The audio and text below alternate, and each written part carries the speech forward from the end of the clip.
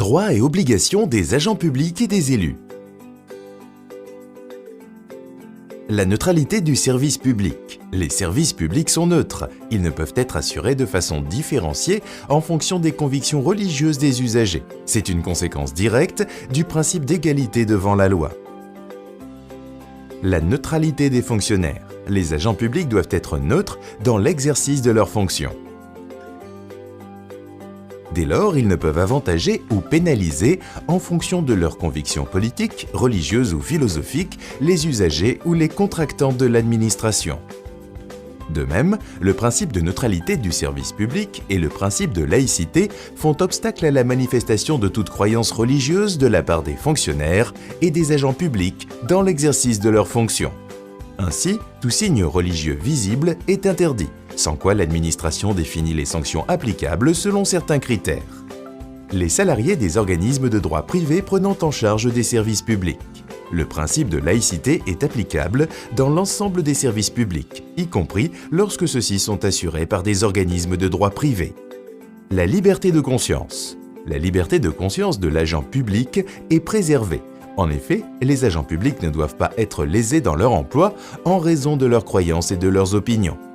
Les fonctionnaires peuvent exprimer leurs convictions dans la sphère privée, ce qui implique de s'abstenir de manifester de façon excessive des opinions incompatibles avec l'impartialité ou la sérénité des fonctions.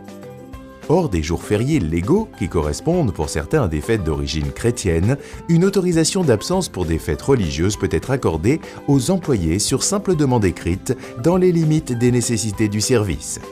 Tous les cultes sont concernés. Le chef de service accorde ou non ces absences exceptionnelles. En revanche, les autorisations d'absence ne peuvent être accordées pour des cérémonies qui n'auraient pas ce caractère.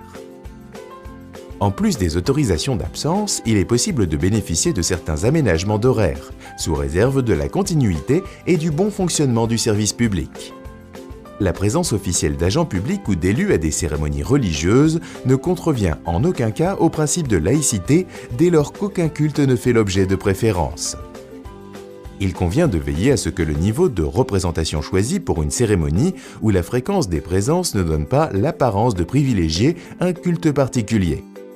Les élus locaux bénéficient d'une liberté d'expression très large dans le cadre de leur mandat et ne sont pas astreints au devoir de neutralité religieuse, tout au moins en assemblée délibérante. Cette liberté est un droit individuel appartenant à chaque élu, indépendamment de son appartenance ou non-appartenance à une majorité, une opposition ou un groupe politique quelconque. Au niveau européen, la liberté d'expression des élus bénéficie d'un degré de protection élevé, dans la mesure où, précieuse pour chacun, la liberté d'expression l'est tout particulièrement pour les partis politiques et leurs membres actifs. Le maire doit garantir la laïcité de l'administration communale. Les agents des services publics locaux sont soumis aux contraintes vues précédemment. En tant que chef de l'administration communale, le maire se doit de respecter et faire respecter ce principe de neutralité.